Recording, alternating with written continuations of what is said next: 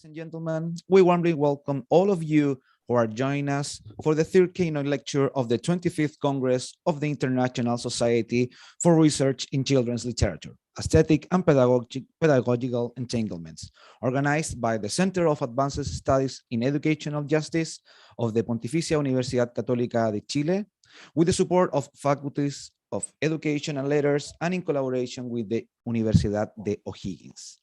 We also wish to thank the presence of our simultaneous translation team and our sign language interpreters who are helping to make this Congress more accessible to all of you.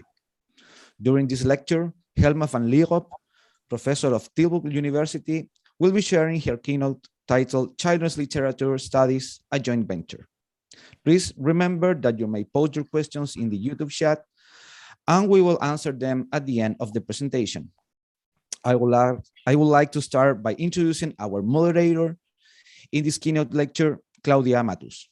Claudia Matus is an associate professor at the College of Education at the Pontificia Universidad Católica de Chile. She leads the interdisciplinary research network to study the production of gender norm in scientific research, educational institutions, and public spaces. She also leads the research group titled Biosocial Cultural Inclusion in Education at the Center of Educational Justice. Her research interests include subjective and post-representational theories, space-time and moving theories, knowledge production, and critical policy studies.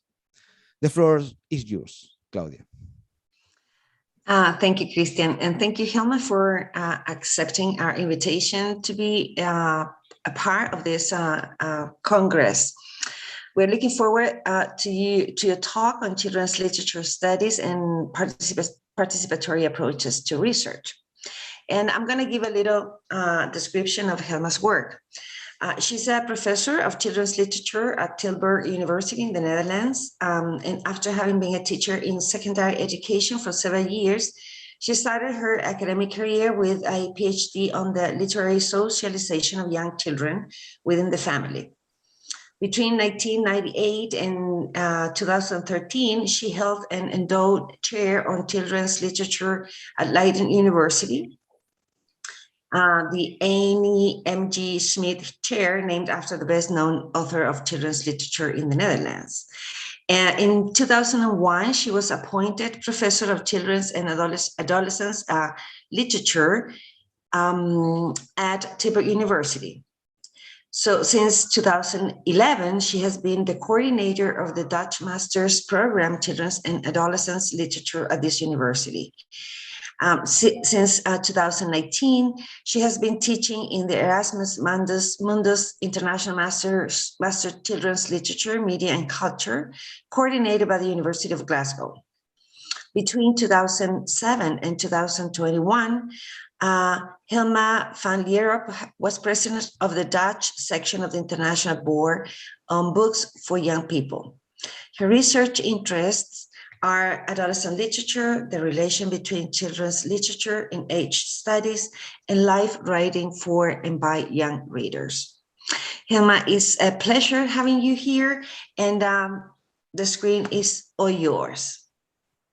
Thank you, Claudia, for your very kind introduction, and I'm going to share my screen immediately.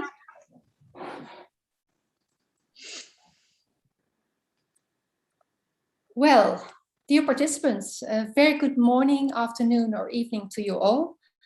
First of all, I would like, of course, thank the IRSCL board and the organizing committee for kindly inviting me to give a keynote at this 25th IRSCL Congress. I feel very privileged to be given a chance to share my ideas about children's literature and their readers with colleagues from so many different countries. Moreover, I'm very happy to be invited to this conference in particular, because its theme, the entwinement of aesthetic and pedagogic dimensions of children's media, and its aim to strengthen the ties between children's literature scholars, literacy and media experts, and art scholars, make me feel at home immediately. Until recently, text-oriented research on children's literature had gone largely unnoticed by reading and literacy scholars, whereas for quite some time, research on real children's reading and literacy performances was not considered a genuine part of children's literature studies.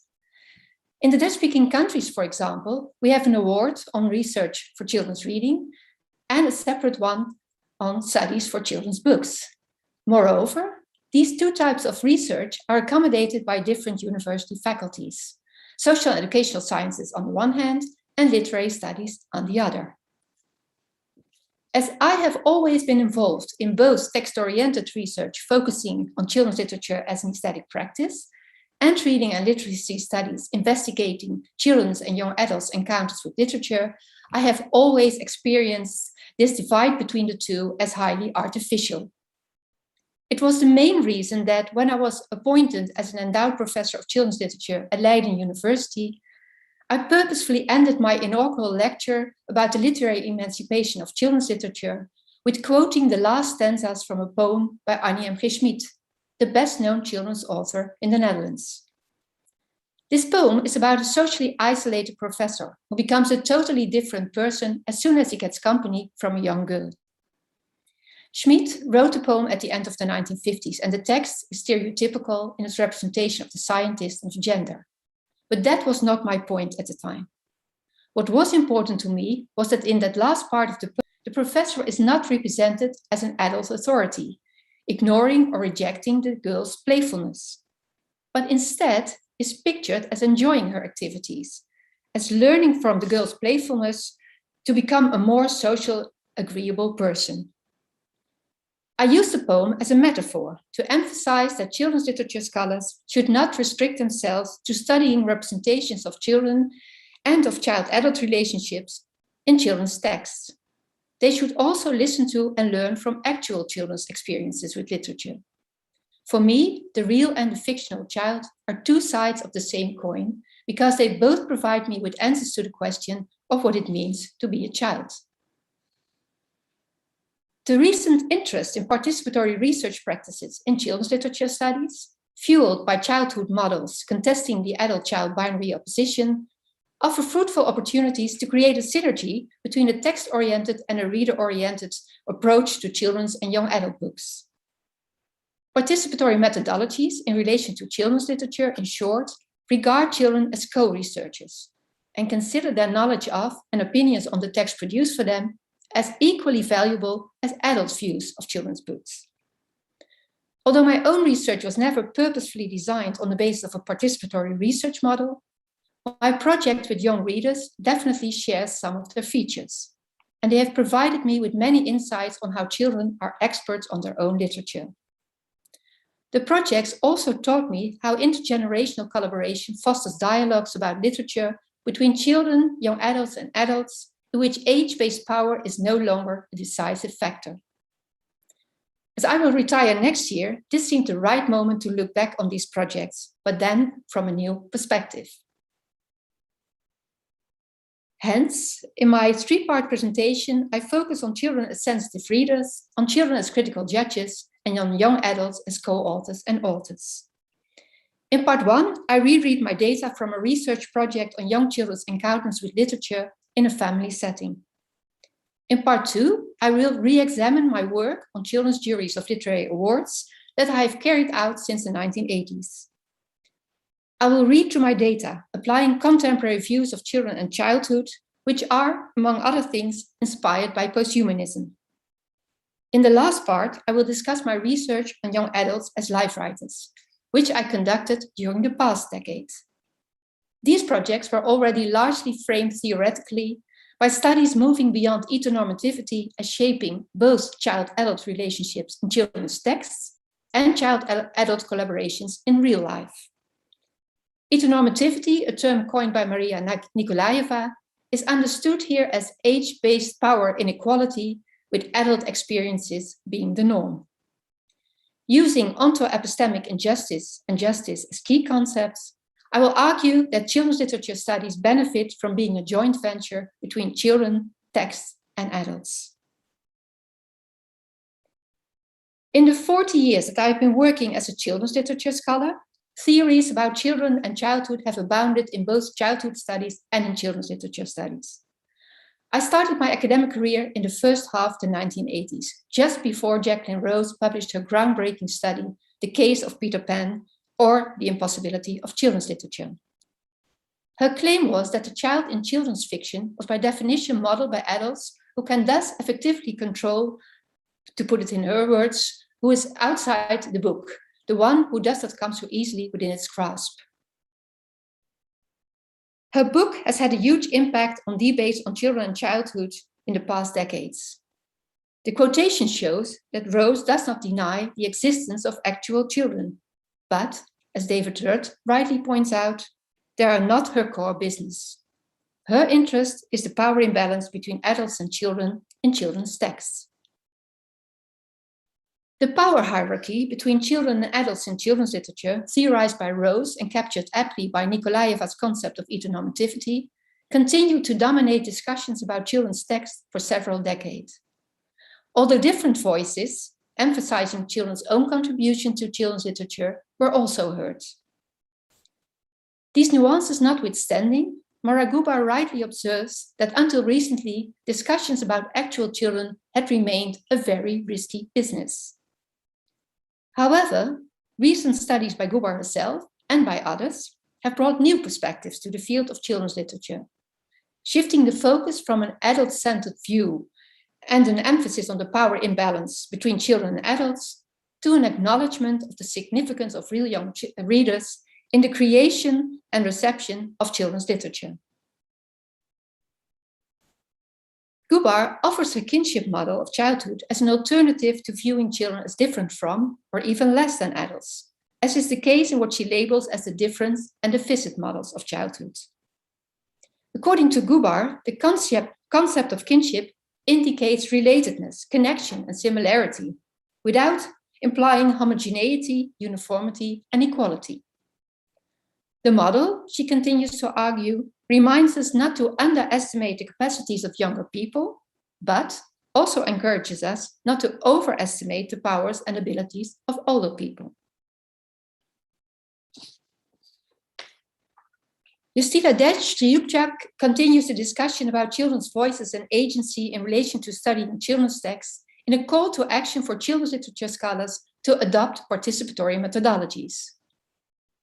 These research practices, which I already briefly explained in my introduction, were discussed earlier in relation to childhood studies by, among others, Alison James. They aim at involving children not as objects of research, but first and foremost as peer researchers. Because children are acknowledged as experts on their own lives, these practices involve a consideration of their preferences, interests, and understandings concerning the literature they read. Participatory methodologies put into practice the premise of Gubar's kinship model that younger people, like older ones, are involved in various and complex ways with children's literature. They allow for replacing the adult-child binary by intergenerational solidarity, a concept thoroughly explored in intergenerational solidarity in children's literature and film. This notion, understood as the bonding of generation in order to survive and thrive, emphasizes, among other things, that respecting children's rights to participate does not mean that adults should disappear from children's lives. On the contrary, they underline the importance of adults being with children instead of adults talking about them and deciding for them. Recently, Macarena Garcia-Gonzalez and Justina Deszczyuk have taken new directions in the definition of adult-child's relationships. Inspired by new materialist and post-human thinking, they propose a shift to post-age and post-developmental approaches to children's literature, because it gives children's literature scholars the possibility to account for the age-transgressive fluidity of children's and adults' lives. In their article, they refer to, among others, early childhood education expert Karen Murs.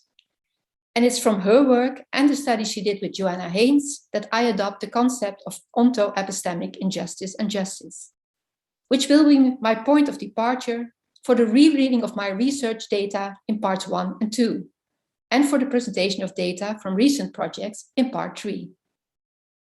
This notion, at least in my interpretation, partly overlaps with the neologism ethical onto-epistemology, which Garcia-Gonzalez and Deszczyuk add to the toolbox for children's literature research from a new materialist perspective. Both concepts challenge the dominance of adult-centered knowledge in engaging with children's literature and in advocating taking age out of play. However, whereas the concept ethical onto-epistemology focuses on the scholarly engagement with children's literature, on the position of the adult researcher, Meures's notion of onto-epistemic injustice concentrates on adult-child encounters with children's literature in educational practices. In her work with children and children's literature, Karen Meures takes up Miranda Fricker's notion of epistemic injustice, which is done when people are wrong, specifically in their capacity as a knower. Drawing upon Fricker's notion, Meures coins the phrase onto-epistemic injustice, which she describes as a discrimination of the child on the basis of their very being child. The child's knowledge is not appreciated by the adults because of identity prejudice, ageism, and solidified beliefs of what counts as real knowledge. And ageism is understood here as discrimination against people based on their age. Haynes and Meures's work is inspired by post-human projects to reconfigure who and what counts as fully human. However, they also observe a remarkable silence about age as category of exclusion in the post-human literature.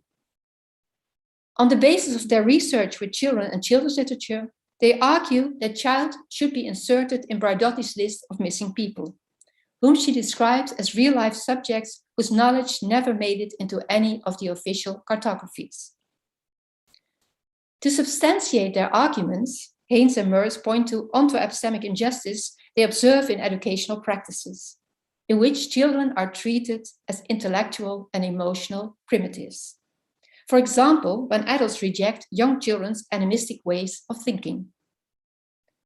Whereas talking and moving objects and animals abound in children's books, Haynes and Meures argue, a contradiction emerges when children respond to these themes. When they react to these texts in an animistic way, children are often dismissed as cute, magical, and expressive of a limited and distorted understanding of the world. It does not count as real knowledge. By contrast, Haynes and Meures claim that children's animistic thinking is not an immature, underdeveloped form of inquiry that needs to progress into more rational, abstract, and sophisticated argumentation. In a similar vein, they emphasize the importance of play as being in the world, whereas in the developmental approach of child and childhood, play is evaluated as evidence of children not being yet sufficiently grown up. Instead, in using the terms play and playful, Haynes and Meures question ageist conceptions of who or what can be playful, and they also assert that play is a significant and vital form of inquiry. Haynes and Meures's conception of play also underlies the recently published volume, Children's Literature and Intergenerational Relationships, Encounters of the Playful Kind. This book emphasizes that play is more than a childhood phenomenon, and that it has the potential to benefit people from all ages, as children and adults are human becomings who continue to change throughout their whole life. For Meures, being conscious of onto-epistemic injustice should have consequences for educational practices. These practices can occur wherever people meet, but in the case of joint encounters of young children and adults with children's texts, the family and the school are the main contexts. Rejecting both the adult-centered approaches that fail to hear children's voices and those child-centered approaches that offer children freedom without responsibility, Meures proposes a process-centered approach, centering on a participatory notion of democracy and thinking and learning with children. Applied to children and adults engaging with children's literature, this approach implies that adults are open-minded and have epistemic modesty, that is, accept that their and all knowledge is limited, and that they can learn from children. They need to be open to what they have not heard before, and to resist the urge to translate what they hear into what is familiar. As an early childhood scholar, Meures focuses, of course, on young children. but it's my experience that onto-epistemic injustice can also affect young adults. And that also in this stage of life, thinking and learning with young people establishes epistemic trust, to use another term Murris proposes. I will now reread the process and results of my own research on young children and adults engaging with literature in family settings. And I will do this through the lens of onto-epistemic injustice. First, I will briefly explain the aim, the theoretical framework, the design, and the main results of the project that I carried out at the end of the 1980s, and that was published in 1990 as I Did Hear It in Your Voice, and I come back to this title later, about the role of the family in the literary socialization of children. The aim of the study was to get insight into the impact of families' literary climate on children's literary competences. The focus was on parent-child interactions about literature, as studies at that time showed that the quality of these interactions appeared to be strongly related to the development of literary competence. I defined literature broadly because, as I phrased it then, the starting point of a study of children's literature should be the child who is learning and playing with language.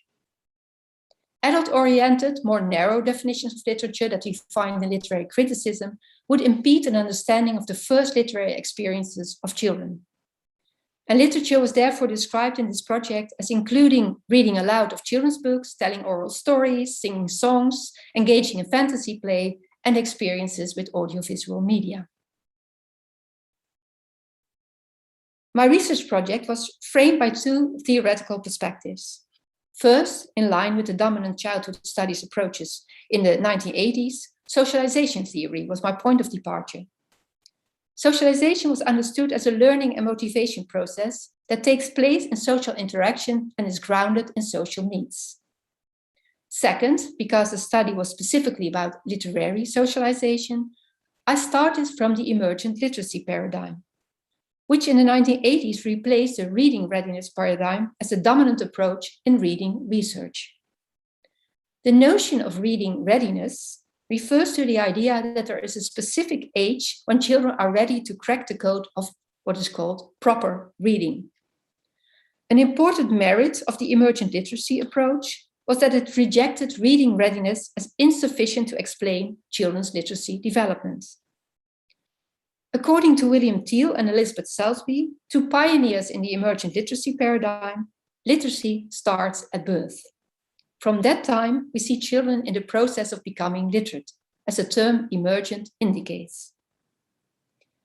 Rereading the ideas that I then held from the perspective of recent theories of childhood that I outlined in my introduction, I realized that although I did take into account children's own approaches to literary activities, my focus was mainly on parental views on the importance of literature for their children and how these views impacted on the child's development into a reader in the adult sense of the word, less than on how children's own knowledge and appreciation of literature was done justice or injustice.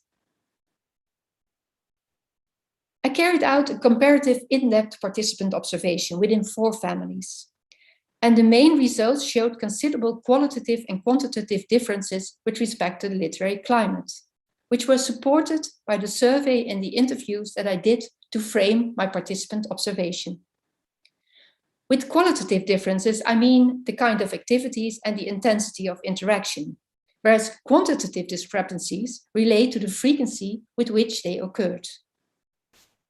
Both qualitative and quantitative differences could be explained by the awareness parents had or didn't have of the importance of literature. In families in which parents valued literature as an important and enriching medium, the literary climate was characterized by frequent and varied literary activities that were embedded in daily life, intense parent-child interactions, and multi-sensory learning experiences.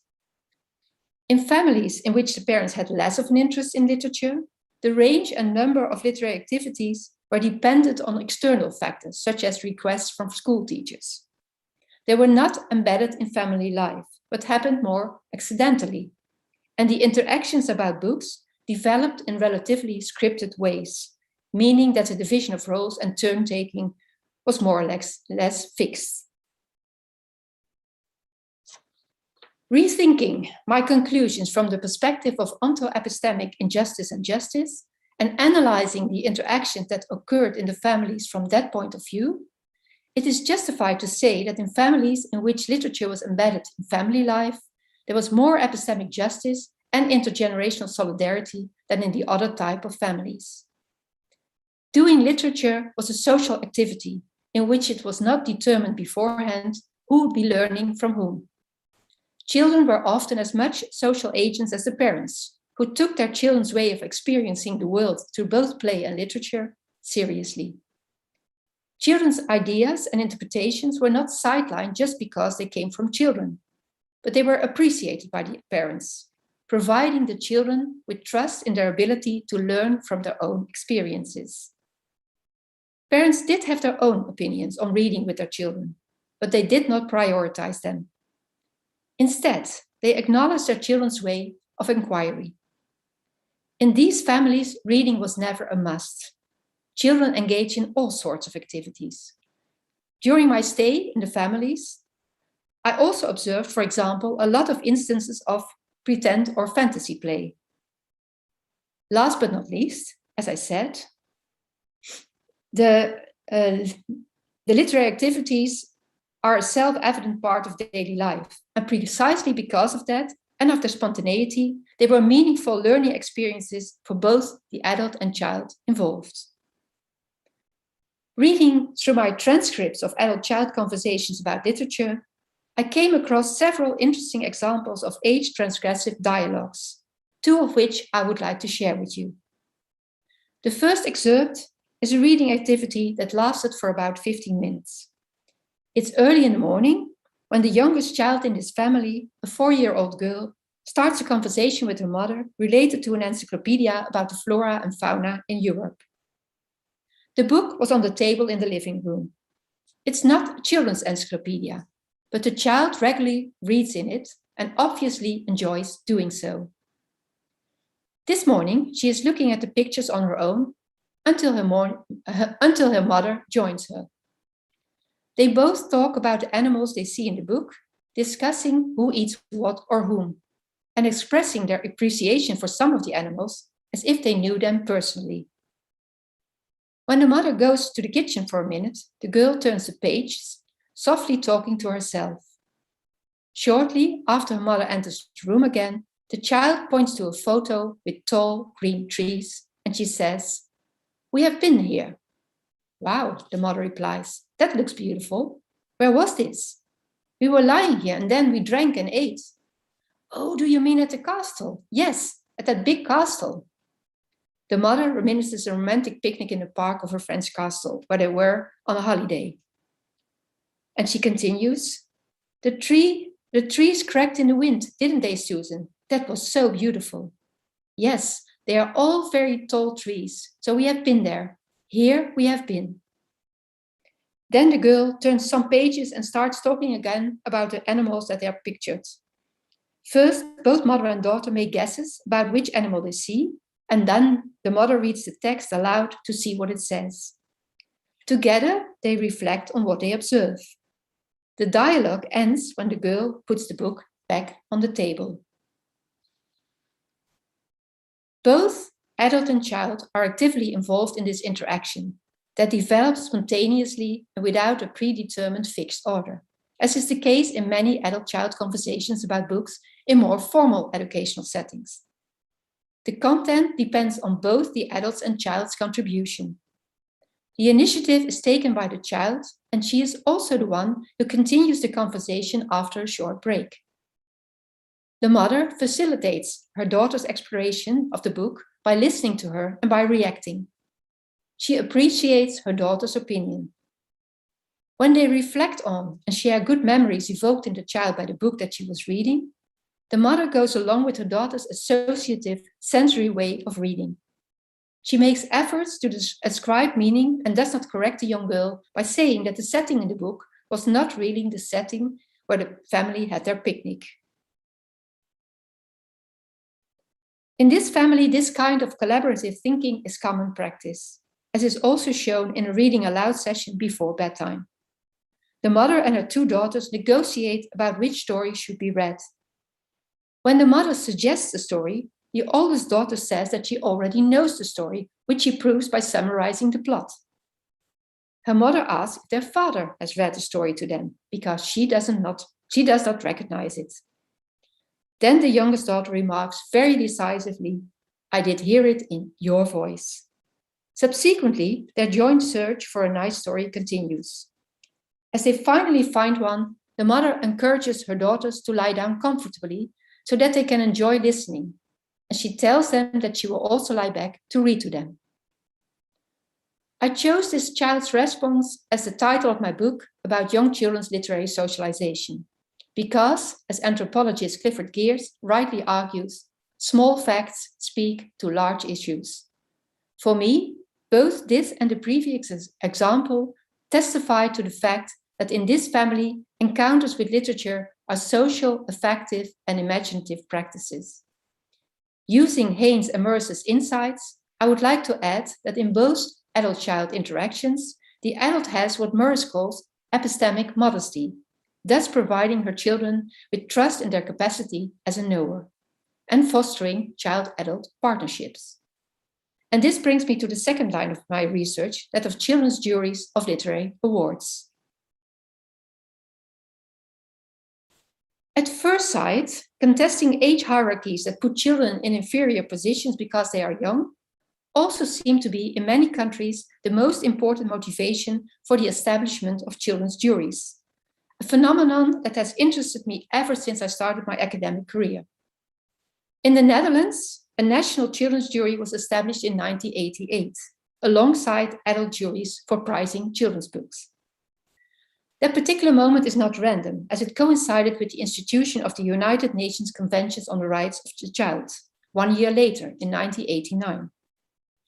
Giving children a platform to express their opinions on books aligns with Articles 12 and 13 of the UNCRC, which require that children are given the opportunity to voice their opinions on decisions impacting their lives. Applying this to children's literature means that children should have a say in what books they get to read and for what reasons, because reading is considered to have an effect on children's identity formation. However, the invitation for children to raise their voices in children's juries turned out to be less straightforward than seemed at first sight, and resulted in the Netherlands in a debate about the pros and cons of these juries, and in discussions about the extent and nature of adult interventions in them. The arguments against children's juries are very similar to the objections professional readers today make against digital criticism. These critics consider this kind of criticism by lay readers to be a threat to critical literary standards. The main objections against children's juries reveal the same fear. However, in this case, not only because they are lay readers, but also because they are considered to be too young to critically evaluate children's books. The following quotation by Dutch children's author and critic Wim Kromhout testifies to the onto-epistemic injustice underlying arguments against children's juries. Those who want to be progressive in children's literature, they ask children for their opinions. The number of children's juries and reviews by children is countless. When as an adult you give your evaluation of a children's book, this opinion is only accepted provided that all children in the Netherlands agree with it. When you win a slate, but you are not successful with the children's juries, then you might well as burn your books, because then it's worthless. The emancipation of young children is well advanced, too well advanced, if you ask me. Kromhout's ironic ageist comment emphasizes the differences between professional critics and young readers. Together with other adversaries of children's juries, he argues that children are less capable judges of children's books than adults because of their age. And he thus adheres to the deficit model described by Gubar. Another Dutch critic, Peter van der Hoof, agrees. Children judge a book on the basis of their personal interests, preference, taste, and needs. And they do this dependent on age and experience, strongly emotionally, directly, and without reflection. Adults like these Dutch critics seem to be uncomfortable with letting go some of the control and agency they are used to having.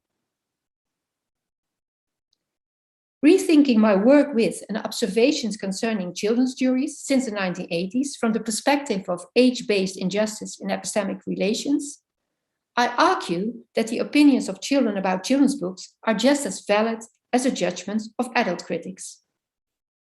Adopting Gubar's kinship model, I view their opinions and roles as different but related. With respect to the roles, adult juries act as important sounding boards for other adult actors in the children's literary system. Whereas children's juries acknowledge children in their capacity as social agents and as experts on their own literature.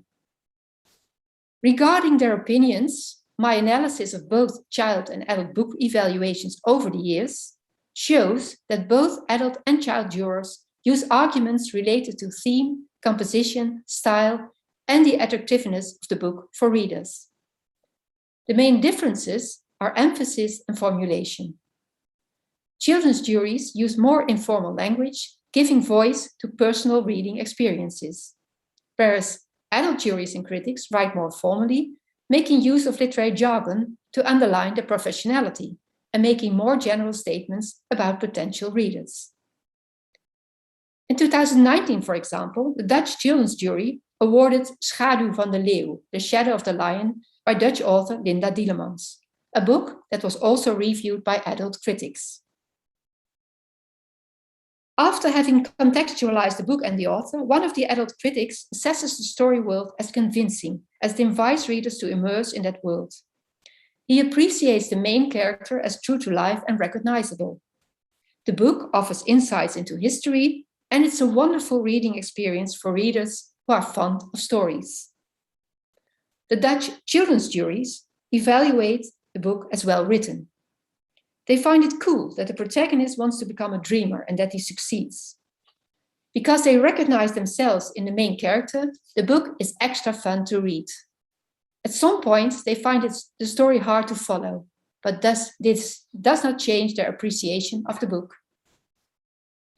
The overall results of my research show that child jurors are critical judges, making children's literature criticism more democratic as they challenge adult autocracy over the evaluation of children's books. However, emphasizing the importance of children's juries for evaluating children's books is not the same as saying that adults should be cancelled out from those juries, which is the second issue that provoked a lot of debate. A project on children's juries, 8 to 11-year-old children, that I did in the 1980s, and my observations of other children's juries since then, show that adults' presence create opportunities for dialogues about evaluating books between the children and adults involved. Although more research is definitely needed to investigate the degree and the nature of adults' participation, I see, building on my own experiences with children's juries, a rich potential for intergenerational collaboration. A precondition is, coming back to Morris's tenet of onto-epistemic injustice, or justice, that adults do not reject children's evaluations because of their age and/or because they do not conform to the rules and practices of adult criticism. A non-hierarchical epistemic relation requires that adults accept children as the critical judges they are. During my own work with children's juries, I noticed that children are attentive listeners, open-minded to different opinions, but at the same time firmly sticking to their own opinions. In the discussions they engaged in and the reports they wrote, they tried to do justice to all the different opinions, which made the process of evaluating books pluralistic and dialogic. Applying Morris's proposal for process-centered educational practices, defined by a participatory notion of democracy and thinking and learning with children to children's juries, I argue that these juries benefit from an organization characterized by intergenerational connectivity. As adults participating in and observing children's juries, we can learn from children that we cannot apply one single measure to them, but that we should do justice to the diversity of their experiences with and knowledge of books. Children in their turn can learn from adults that there are ways to talk about books that are different from what they are used to, but that are equally interesting. In this respect, I consider the Best Book for Young Adults Award, a relatively new award in the Netherlands, established in 2010, a missed opportunity. Ever since its establishment, the organizers have struggled with how to account for young adults' voices. Since a few years, there has been a jury of 5 adults compiling a short list of 10 books that are then judged by a jury of 6 young adults who decide about the winner. Although the young adults do get a certain authority as critics, it is only after adult experts have selected the books for them. Moreover, as both juries discuss the books separately, there is no possibility to learn from each other, to discuss the books on an equal footing. And this brings me to the last part of my lecture, in which I will discuss projects in which adults recognize young adults as people with imaginative agency, as creative co-authors and authors narrativizing their own lives. Recent studies point to the relevance of life narratives, diaries, autobiographies, memoirs, but also blogs, in bringing marginalized voices into the literary and cultural field.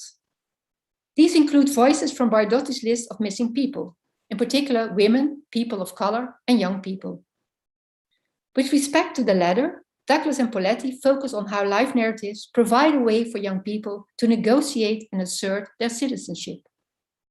These stories are a powerful and effective means for young people to engage with and respond to the discourses that construct them, and to counter the fact that children's contributions to society continue to be belittled and devalued, and not accorded respect and recognition of being involved in mutual esteem and solidarity. In line with my previous research interests, which in hindsight all centered around adults' acknowledgements of children's and young adults' expertise and agency regarding their own literature, in the last decade, I shifted my research focus to life narratives by young adults. An important trigger for this shift were interesting initiatives taken by the well-known Dutch children's author Edward van der Vendel. In 2006, he launched the so-called Slash series, a form of collaborative life writing. The series is a cooperative effort between young adults and well-known children's authors, with the former telling their life stories to the latter, who subsequently wrote these down. Van der Vendel hoped this series would blur the traditional age divide between children and adults. The series of YA books evidences the importance of intergenerational alliance, and that it applies the ethics of egalitarian partnership in the process of collaborative life writing. Because very often the partners' contributions go together with a power hierarchy between them, caused by social differences such as race, class, gender, and age, this egalitarian partnership is difficult to achieve. In the Slash series, the partners differ in age.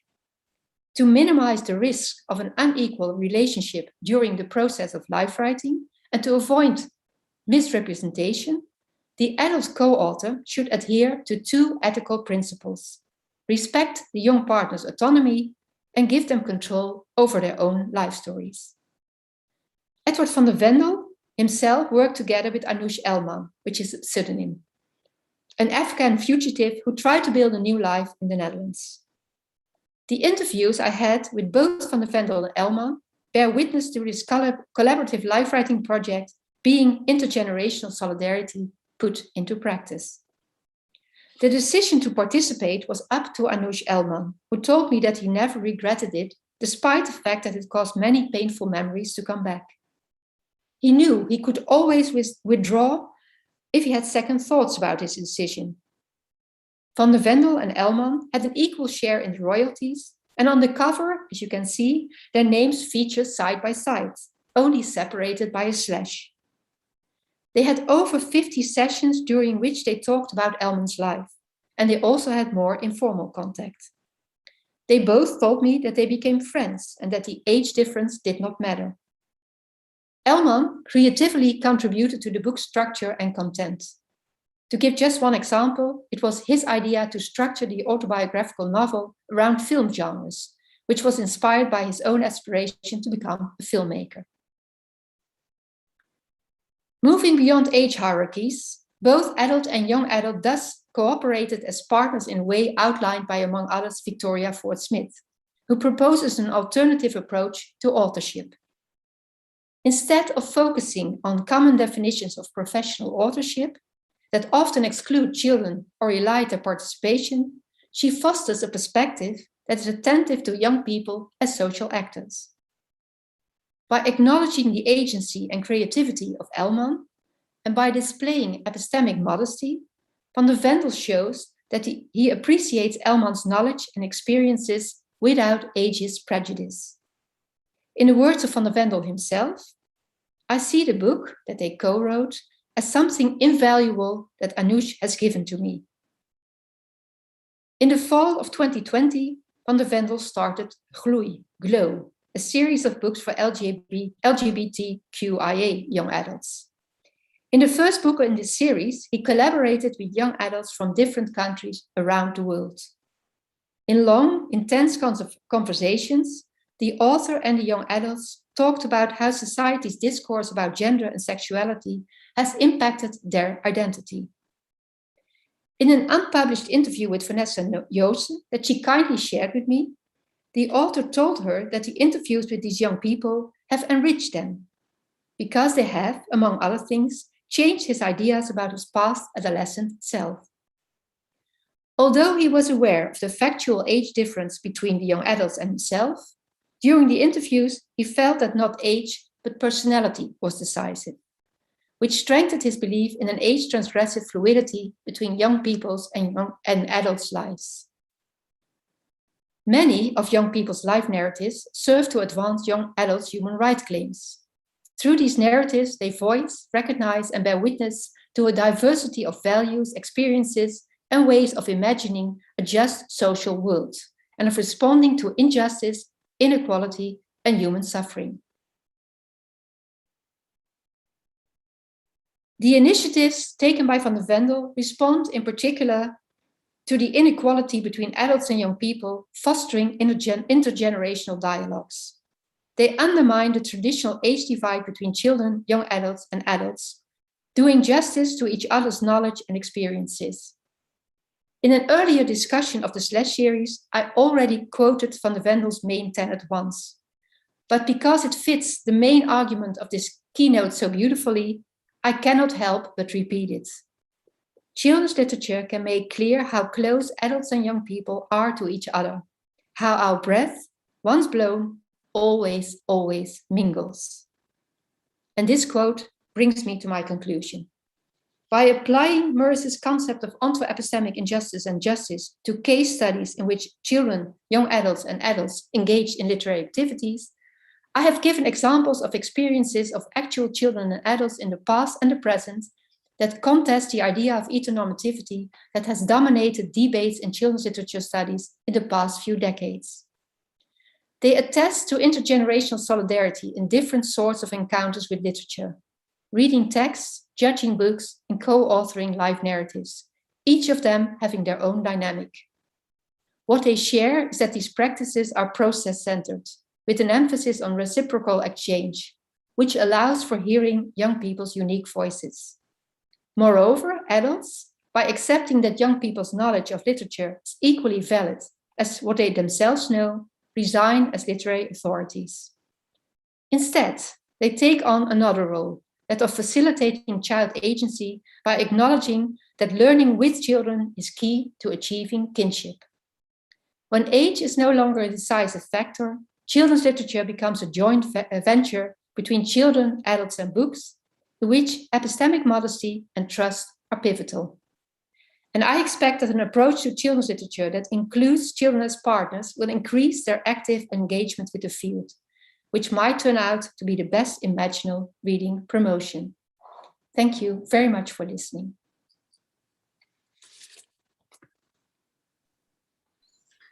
Thanks so much, Helma, for your wonderful talk. I've been, thinking about a lot of concepts you have brought to the conversation. And we're going to wait for some questions, or the people is going to, be posting. And before that, I really want you to talk a little bit more about this, because I think that you presented a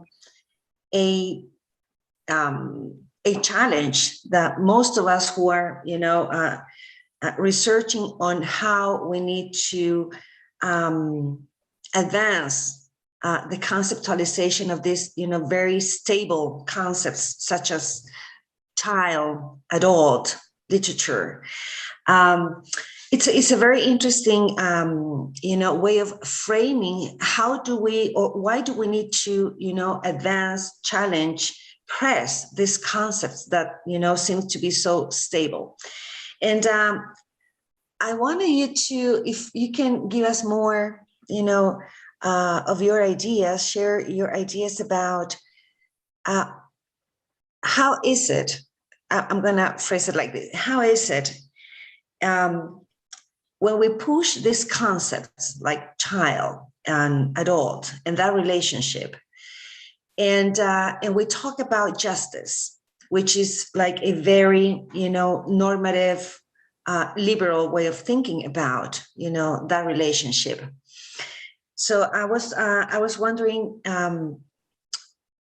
is it something that we also need to rethink, the idea of justice, when we are, pressing ourselves to rethink the idea of child and adult and that relationship? And how would it be if we, we are so used to talk about justice or injustice? What would be the kind of conversation we need to have if we push these other concepts, to talk about a fair relationship? So I don't know if you can give us more, ideas about that. Well, thank you for your question. Well, I think until now, we have done not enough justice to children, because very often we think we know what is real knowledge, and we think of children as growing toward our way of thinking. And I think when you do justice to children, you accept their way of thinking, and you should go along with their way of thinking. And then you will find out that this way of thinking is not less than an adult way of thinking. And I think the child's way of thinking is often very creative. And when I worked with his families, for example, the children's way of thinking reminded me very much of an old concept from the 1960s by the anthropologist Levi-Strauss, who used the concept of bricolage and bricoleur. And I think children are wonderful examples of bricoleurs who use whatever is at hand, and they make new things out of it. And we often tend to think that is something that is play, that is not the real thing. And I think we will do justice to children if we acknowledge that it is real thinking, and it's real knowledge. I don't know if it answers your question, but it's... Yeah, definitely. Thank you so much, Helma. And here we have a question from Soledad, and she asks, how is it possible to think about the reading intimacy, the concept that you mentioned, when you gave the example of the mother and the daughter reading? Can we think about that intimacy out of the familiar narrative? This is a question that Soledad is presenting. Is it possible to get about the outside of the familiar narrative? Mm-hmm. So if I understand correctly, it's a question about if we can apply this intimacy, which is common to this family setting, can we apply this also for more formal settings, if I'm right? And yes, I think it can, although we definitely need to change our organization of the classroom. But I think if we we reorganize the classroom a bit and create smaller groups and create moments in which the adult teacher and the children are, well, sitting around a book, you can also get that intimacy that is so, that's so characteristic of family settings. But it requires reorganization of the classroom, I think. Yeah, sure. Thanks so much. Here we have another question, and it says, participation in children's editorial projects overlaps with discussions of labor rights regarding children. They participate, write, publish. As the discussions on participation and children's right progress, do you think a reassessment of how we materially reward their contributions is important? I'm not sure that I understand it correctly, but I think it is a question, should we reward children's own productions, for example, by publishing them? Yeah, that's what I read from the question, yeah. And I think it already happens. Well, of course, this Slash series, which I talked about, is of course with young adults. But I also know of projects by this same Dutch author with younger children, and with them he also worked together, and some of their contributions are already published. So I think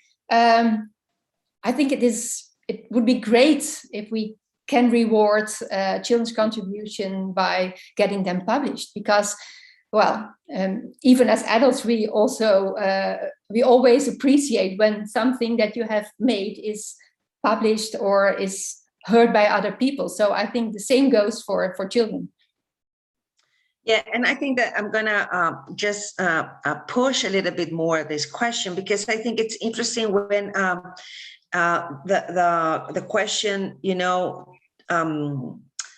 indicates this idea of the overlap with the discussion about labor rights regarding children. So I think that I understand. Well, I think I understand. I think it is, well, if we are publishing work by children, are we then pushing them more or less to work? Is that what it means? Yeah.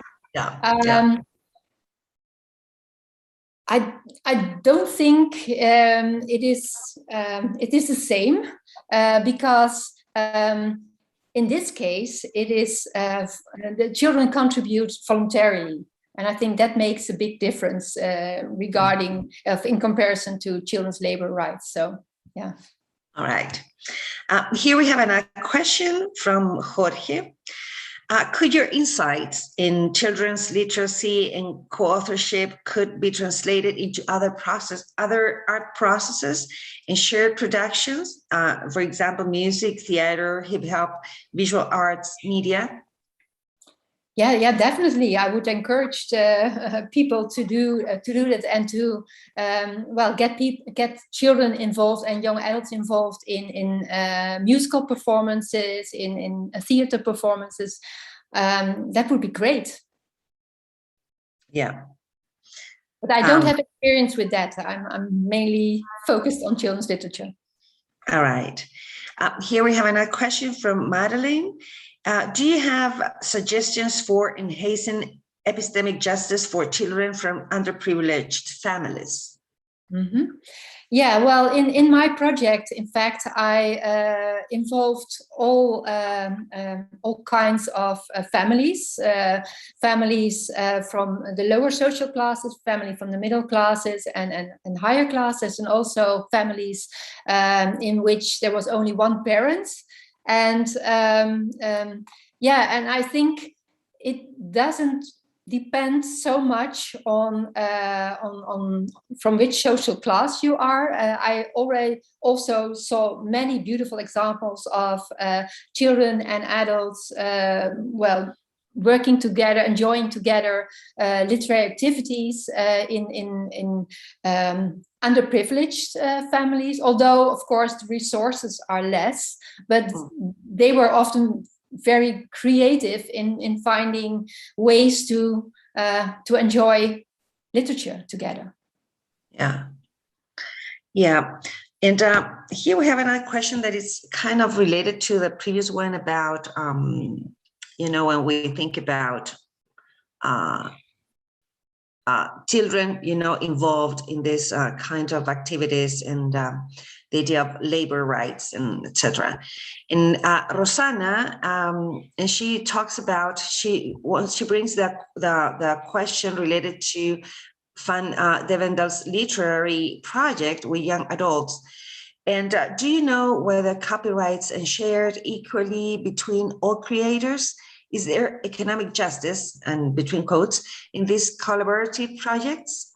Yes, I already mentioned that in my presentation. They shared the royalties.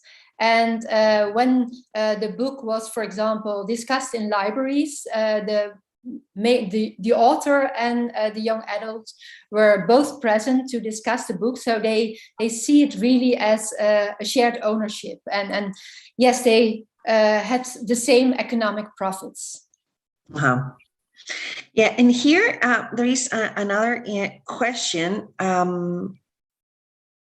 Let me right here, and it is about the idea of how do we think about the idea of the child and related to the role of internet when it comes when it comes to disturbing or our previously held current approaches to child-adult power relations. So if you can talk about that relationship, in this idea of how the internet brings us to a different kind of relationship. Yeah, of course. Well, this is also something that was discussed by Douglas and Poletti, the two researchers that mentioned in relation to life narratives. And they said that, life writing by young adults was always the case, also in past centuries. But of course, with the rise of the internet, there was an increase of life narratives on the internet. And also with regard to criticism, for example, we used to have adult critics and we used to have those children's juries, which I talked about. But today we see a lot of children and young adults reviewing books on the internet. And one of my students from the beautiful CLMC program, the International Master of Children's Literature, Media and Culture, she wrote a thesis about young adults reviewing children's books, and this dissertation gives many insights in how these young adults on the internet are capable judges of books. And yes, I think that the internet has contributed to blurring the hierarchy between adults and children, definitely. Yeah. Great. Here we have another question from Ali, and I think this is a very interesting one when she asks, what is the importance, or if you give any importance to sense of humor? That happens in this, instances of reading. So what's the position or location you give to this sense of humor? Okay, so what does sense of humor mean for the relationship between adults and children, for example? Yeah, the person says that there are some many times that very interesting things happen when this reading activity is happening with the idea of laugh. That's what I'm interpreting from the question. So what's the place, or what's the location you give to this affective happening you give in terms of that relationship between child, book, and adult? Yeah, I think humor is very important because I have observed many instances in these family settings of children, adults reading books, and laughing with each other about what they see and what they read, and well, this obviously enforces this relationship between adults and parents, and this is very important, in particular in when children have a very young age, because they experience these reading sessions as very pleasant, and they relate this feeling of pleasure with reading activities. And I think humor, laugh, and well, being together makes them enjoy reading also in later life, because they have these good memories of reading. Yeah, I completely agree. And here we have another question from Nina. And she says, I have a feeling that to involve children in music and theater production is more common than with literature. Perhaps adults are more afraid of the power of words. Yeah, well, I can imagine that it works like this, because, well, adults rely very much on language, on words, whereas children, I remember I cooperated with an illustrator a few years ago, and he wrote a PhD on the children's visual competencies, and he says this competence is on its height when the children are between 5 and 7 years old. So I can imagine that it's more likely to involve children in matters of well, visual matters, or music. I agree with you that words are more well, that adults rely more on words than children, who have other modalities to engage with the world. Yeah, that's an interesting way of, the relationship we have with words. Like it feels like they're threatened in some ways, so it's interesting to think about that relationship. Here we have another one, Lindsay.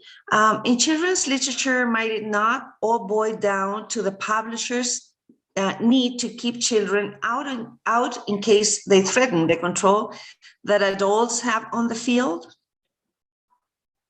I didn't get the question. What was exactly the question?